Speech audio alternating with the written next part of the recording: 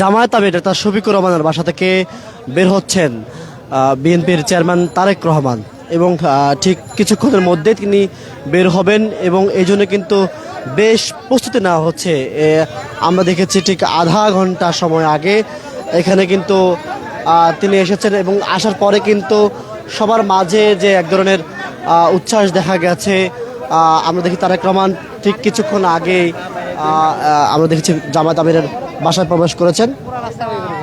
এবং বাসা প্রবেশের পরে কিন্তু সঙ্গে দেখেছি জামায়াত আমিরের সঙ্গে তার ফুলেল ছবি, সেটি আমরা দেখেছি। এবং আজকে তিনি কিন্তু এই যে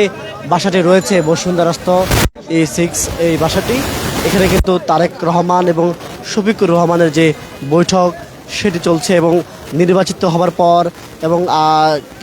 সংসদ যে নির্বাচিত হয়েছে সেখানে এমপি হয়েছেন ডক্টর শফিকুর রহমান এবং তারেক রহমান, তারা সরকার গঠন করতে যাচ্ছেন বিএনপি এবং বিএনপির যে সরকার গঠনের প্রধানমন্ত্রী হচ্ছেন তারেক রহমান, প্রধানমন্ত্রী হওয়ার যে মাহেন্দ্রক্ষণ সেই সময় কিন্তু তারেক রহমান ছুটে এসেছেন তার যে বিরোধী দলীয় নেতা ডক্টর শফিকুর রহমান। এবং আজকে যখন তিনি এসেছেন এবং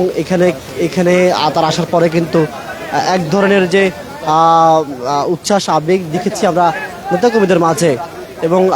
জুলাই আগস্ট পরবর্তী বাংলাদেশের রাজনীতির ইতিহাসে এটি কিন্তু বিরল বলছেন যারা নেতাকর্মী রয়েছেন, পাশাপাশি এখানে যারা সাধারণ মানুষও আছেন, সবাই কিন্তু বলছেন আজকে জামায়াত আমিরের বাসায় যে তারেক রহমান ছুটে এসেছেন এবং এটি আগামীর রাজনীতির জন্য, বিশেষ করে বাংলাদেশের রাজনীতির ইতিহাসে কিন্তু এটি নবদিগন্তের সূচনা কিন্তু বলা চলে। এবং আমরা অপেক্ষা করছি ঠিক কিছুক্ষণের মধ্যে কিন্তু তারেক রহমান, যিনি এই মুহূর্তে ডক্টর শফিকুর রহমানের সঙ্গে তিনি সাক্ষাৎ করছেন এবং সাক্ষাৎ শেষে কিন্তু তিনি এখান থেকে বের হবেন এবং ডক্টর শফিকুর রহমান তার অপেক্ষা ছিলেন। এবং আমরা দেখেছি দীর্ঘ সময় ধরে যখন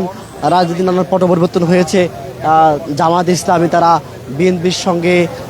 জড়িত এবং আওয়ামী লীগের বিরুদ্ধে বিভিন্ন সময় আন্দোলন সংগ্রামে কিন্তু জামায়াতকে আমরা মাঠে দেখেছি এবং তাদের যে মাঠে থাকা সেই সময়তে কিন্তু তারা আজকে এবং এই মুহূর্তে তারেক রহমান যখন তিনি প্রধানমন্ত্রী হতে চলেছেন তখনই কিন্তু স্মরণ করা হয়েছে তার যে বিরোধী দল হতে চলেছে জামায়াত ইসলামী তাদেরকে। এবং আমরা অপেক্ষা আছি ঠিক কিছুক্ষণের মধ্যে কিন্তু তারেক রহমান তিনি একেবারেই কিন্তু জামায়াত আমিরের সঙ্গে যে সাক্ষাৎ, সৌজন্য সাক্ষাৎ, সেই সাক্ষাৎ শেষে কিন্তু বের হবে। আমরা যদি জানিয়ে রাখতে চাই যে এনসিপির আহ্বায়ক নাহিদ ইসলাম তার সঙ্গে কিন্তু ডক্টর শফিকুর রহমান সঙ্গে বৈঠক শেষে কিন্তু তারেক রহমান যাবেন এবং তার সঙ্গে দেখা করবেন। ঠিক আধা ঘন্টা সময় ধরে কিন্তু এই বৈঠক চলছে। আমরা দেখেছি গুলশানের বাসা থেকে, গুলশানের কার্যালয় থেকে কিন্তু তারেক রহমান তিনি এসছেন এবং এখানে সাধারণ নাগরিকদের আমরা উপস্থিতি লক্ষ্য করছি। আইন শৃঙ্খলা রক্ষা বাহিনীর সদস্যরা কিন্তু বেশ নিরাপত্তা দিয়ে কিন্তু আজকে এই স্থানটি দেখে রেখেছেন এবং শফিকুর রহমানের সঙ্গে সাক্ষাতের পরে কিন্তু আজকে তারেক রহমান তিনি বের হবেন এবং বের হওয়ার পরে কিন্তু নাহিদ ইসলামের সঙ্গে তাকে সাক্ষাৎ করবেন। এবং এই যে রাজনীতির নতুন একটি সমীকরণ, ইতিবাচক দৃষ্টান্ত, এটি কিন্তু বলা চলে যে এর আগে অনেকেই বলছেন যে এর আগে কিন্তু আসলে এমনটি ছিল না এবং বলা চলে যেই দৃষ্টিতে স্থাপন করে গেছেন বা করেছেন এবং সেটি বলা চলে যে বাংলাদেশের রাজনীতিতে এসে কিন্তু বিগত সময়ে এটা যেমন ছিল না। আরেক দিক হচ্ছে যে তিনি নির্বাচিত হওয়ার পরে যে মিছিল থেকে শুরু করে যে রাজনীতিতে বিজয়ের মিছিল সেসব কিন্তু তিনি করেননি এবং এই জন্য কিন্তু যারা আজকে এখানে উপস্থিত আছেন সবার মাঝে যে উচ্ছ্বাস উদ্দীপনা যে আগামী সংসদ হতে যাচ্ছে অত্যন্ত প্রতিদ্বন্দ্বিতাপূর্ণ একটি সংসদ, যেখানে বিএনপি সরকার গঠন করলেই তারেক রহমান তিনি প্রধানমন্ত্রী হবেন এবং তার শপথের আগেই যাতে আগামী সংসদ কীভাবে চলে সেসব বিষয় নিয়ে কিন্তু আজকে তারেক রহমানের সঙ্গে শফিকুর রহমানের বৈঠক হবে। আমরা এখনও পর্যন্ত কি বৈঠক হয়েছে, বৈঠক কী কথা হয়েছে সেগুলো আমরা জানতে পারিনি, তবে অপেক্ষায় আছি